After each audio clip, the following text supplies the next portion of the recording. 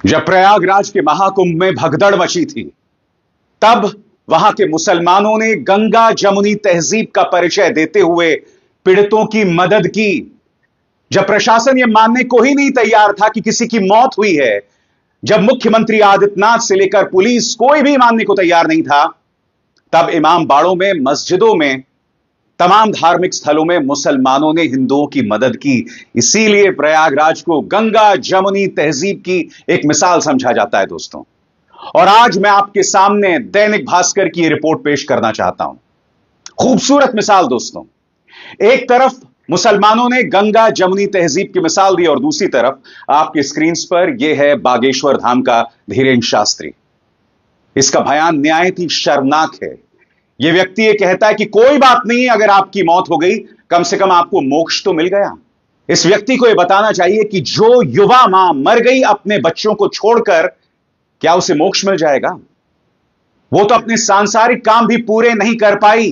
निहायत ही शर्मनाक बयान। मैं इनकी चर्चा करूंगा दोस्तों, मगर सबसे पहले दोस्तों मैं मिसाल देना चाहता हूं दैनिक भास्कर की इस रिपोर्ट को।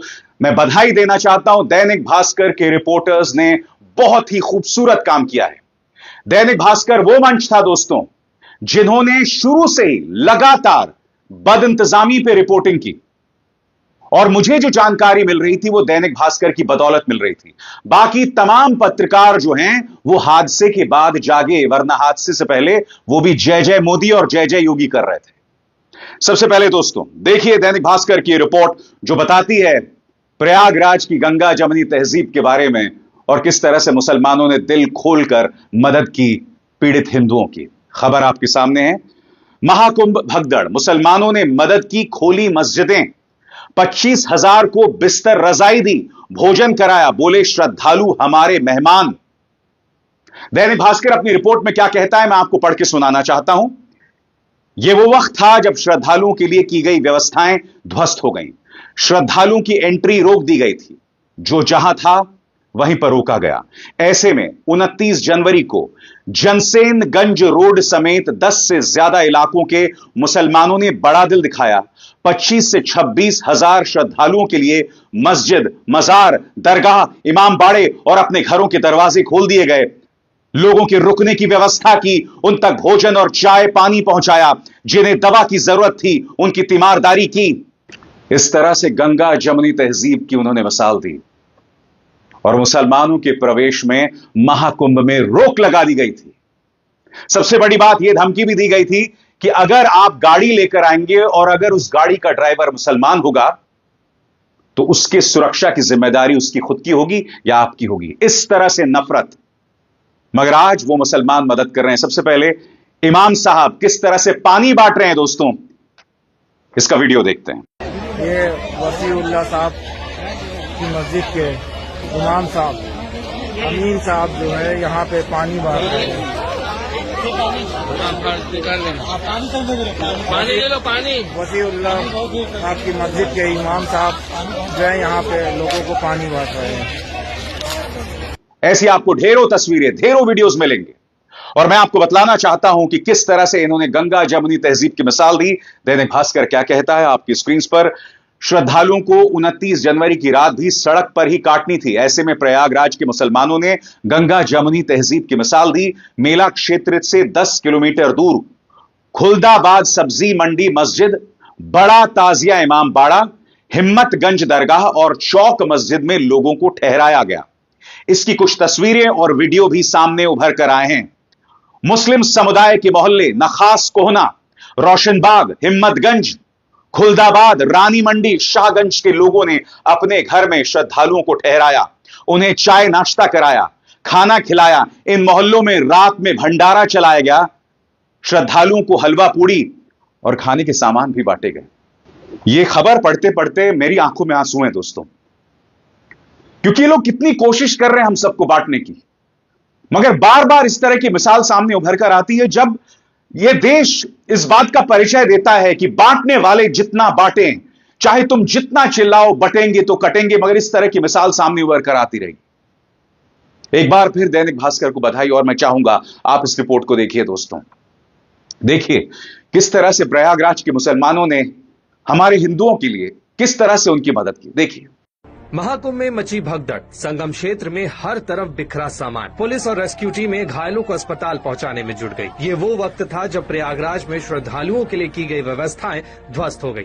ऐसे समय में राम की मदद को रहीम सामने आए। मुस्लिम समुदाय के लोगों ने मस्जिद, मजार, दरगाह से लेकर हिंदू भाई बहनों के लिए घरों के दरवाजे खोल दिए। रात में ही लोगों तक खाना और चाय पहुंचाई गई। जिन्हें दवा की जरूरत थी, उनकी तीमारदारी भी की गई।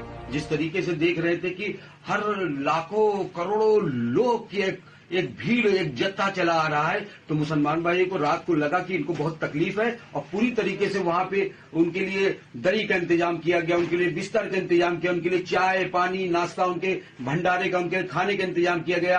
पूरी तरीके से इलाहाबाद, प्रयागराज के लोगों ने दिल खोलकर कुंभ में आए श्रद्धालुओं का स्वागत किया, खैर मकदम किया, इस्तकबाल किया। एक तरफ ये तस्वीर थी दोस्तों, और दूसरी तरफ ये वीडियो जो वायरल हो चुका है, जिसपे अखिलेश यादव ने भी तीखी टिप्पणी की है। आप देख सकते हैं पुलिस किस तरह से लोगों के लिए जो खाना बन रहा है, जो महाराज खाना बना रहे हैं, उस पर मिट्टी डाल रहे हैं। हालांकि इस पुलिस वाले को बाद में सस्पेंड कर दिया गया।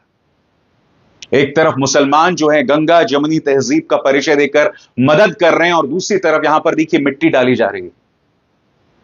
क्या हो रहा है साहब? इंतजार कीजिए अखिलेश यादव ने किस तरह से प्रहार किया है, और मुख्यमंत्री आदित्यनाथ की इस्तीफे की बात की है संतों के सहारे। मगर मैं एक व्यक्ति का बयान मैं आपको सुनाना चाहता हूं। यह हैं बागेश्वर धाम के धीरेन्द्र शास्त्री। पहले सुनिए ध्यान से कह क्या रहे हैं। कहते हैं वो लोग मरे नहीं है, उन्हें मोक्ष मिला है। यह बयान है उनका। विस्तार से ध्यान से सुनिए यह सज्जन क्या कह रहे हैं। हमने कहा देश में प्रतिदिन लोग मर रहे हैं और करोड़ों लोग मर रहे हैं। कुछ दवा के बिना मर रहे हैं और कुछ स्वास्थ्य की व्यवस्था के बिना मर रहे हैं। कुछ हार्ट अटैक से मर रहे हैं। निश्चित रूप से यह जो घटना हुई है वो निंदनीय हुई है और बहुत विचित्र हुई है। एक बात बोले, यह महाप्रयाग है और मृत्यु सबकी आनी है। एक दिन मरना सबको है, पर कोई गंगा के किनारे मरेगा तो वो मरेगा नहीं, मोक्ष पाएगा। कुछ लोगों को इस बयान पर कोई आपत्ति नहीं होगी, क्योंकि हमारे धर्म में हम मोक्ष, निर्वाण, इन तमाम चीजों की बात करते हैं। मगर मैं आपसे एक सवाल पूछना चाहता हूं।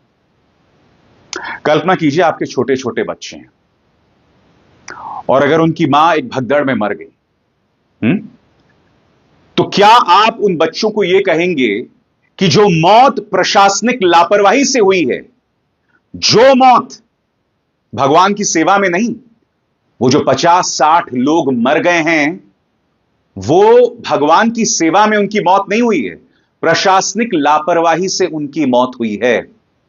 और कोई आपको यह कहे कि साहब इनको तो मोक्ष मिल गया। मोक्ष कैसे मिलता है मुझे बताइए ना। मोक्ष आपको तब मिलता है जब आप निष्काम भाव से अपने तमाम कर्मों को करें, अपने तमाम कामों को करें। और इसमें आपके गृहस्थ काम भी हो सकते हैं, रोजमर्रा के काम भी हो सकते हैं, निष्काम भाव से। ये जो सो कॉल्ड साधु संत है धीरेन्द्र शास्त्री जैसा, जिसे मैं अव्वल दर्जे का ढोंगी मानता हूं, इनका ये जो बयान है ना दोस्तों, निहायत ही संवेदनहीन बयान है। निहायत ही संवेदनहीन बयान है। मैं फिर कहना चाहता हूं, जो युवा औरत मर गई है, जो छोटी सी बच्ची मर गई इस भगदौड़ में, उसे कहां का मोक्ष मिल रहा है भाई? ये लोग सब अपनी अधूरी मनोकामनाएं के साथ जो है मर गए, और वो भी प्रशासनिक लापरवाही की वजह से। यानी कि प्रशासन के नाम पे ये लोग शहीद हो गए। इन्हें कहां से मोक्ष मिलने वाला है? क्या धीरेन्द्र शास्त्री इन सवालों का जवाब देंगे? इतना वाहियात बयान।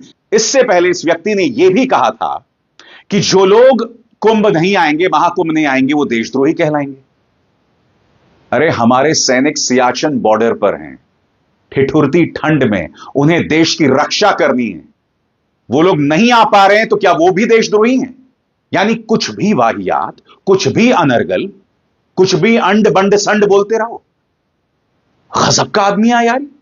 बहरहाल दोस्तों, अखिलेश यादव ने कहा है कि स्वामी अविमुक्तेश्वरानंद जो हैं, वो मुख्यमंत्री आदित्यनाथ के इस्तीफे की मांग कर चुके हैं। उन्होंने संसद के अंदर मुख्यमंत्री आदित्यनाथ पर करारा प्रहार किया है। सुनिए क्या कह रहे हैं अखिलेश। सरकार अपनी नाकामी छिपा रही है, और सबसे बड़ी बात है जो अभी भी लोग फंसे हैं सड़कों पर, उनका इंतजाम करें, डीजल पेट्रोल का इंतजाम करें, उन्हें सुरक्षित पहुंचाने का इंतजाम करें। जब आपने प्रचार इतना किया तो इंतजाम क्या किया? अब तो साधु संत भी कहने लगे आप झूठे हैं। कुछ लोग खुल करके कह रहे हैं, कुछ लोग कह नहीं पा रहे हैं। सोचिए, मुख्यमंत्री को अगर साधु संत कहने लगे झूठे, और इससे ज्यादा नैतिक हार क्या हो सकती है? जिस तरह की जांच अखिलेश जी जांच ये सरकार की जांच है, इस पे हम और विचार करेंगे। पहले सबसे पहली बात यह है कि सरकार सूची जारी करे, जो शव मिले हैं उनकी पूरी चिन्हित करे, कहां जा सकते हैं, पूरे सम्मान के साथ पहुंचाया जाए। इसके अलावा पूर्व मुख्यमंत्री अखिलेश यादव ने इस बयान में उत्तर प्रदेश सरकार को कुछ सुझाव दिए हैं।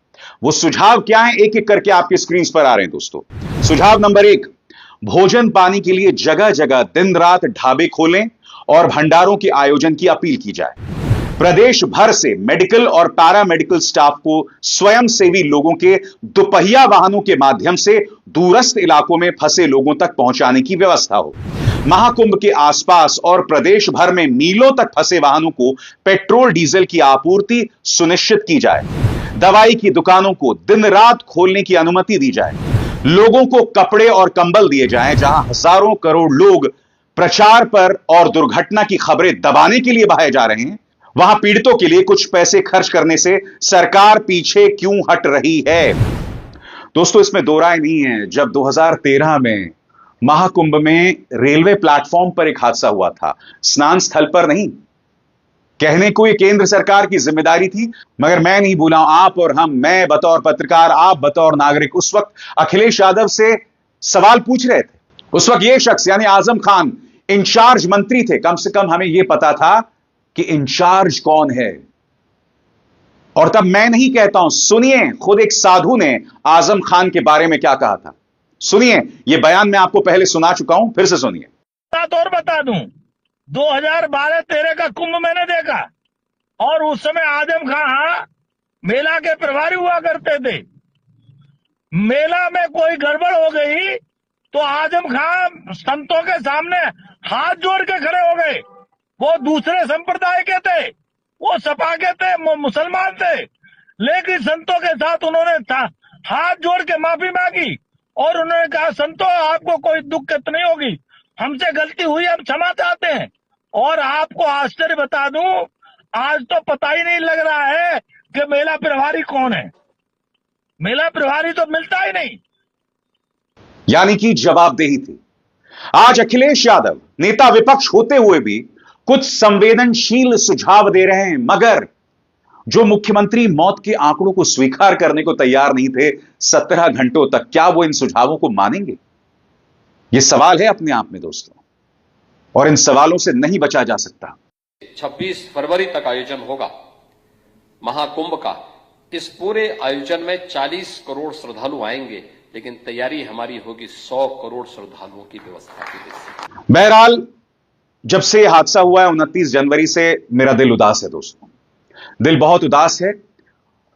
और जब मैं इस तरह की मिसालें देखता हूं ना, कि जब एक दूसरा नागरिक आपकी मदद करे, गंगा जमुनी तहजीब की ढेरों मिसालें जब सामने उभर कर आती है ना, तो हल्का सा मरहम दिल पर जरूर लगता है। यह कहने को एक छोटी सी मिसाल है, हालांकि 25,000 लोगों को मदद पहुंचाई गई है, जैसा कि दैनिक भास्कर दावा कर रहा है। मगर मैं कहता हूं दोस्तों, अगर 10-12 लोगों को भी मदद पहुंच जाए तो क्या है, दिल से दुआएं तो निकलेंगी ना ऐसे लोगों के लिए। पुण्य ही तो आप कमाओगे ना, बगैर महाकुंभ में डुबकी लगाए जिन मुसलमानों के प्रवेश पर तुमने रोक लगा दी है।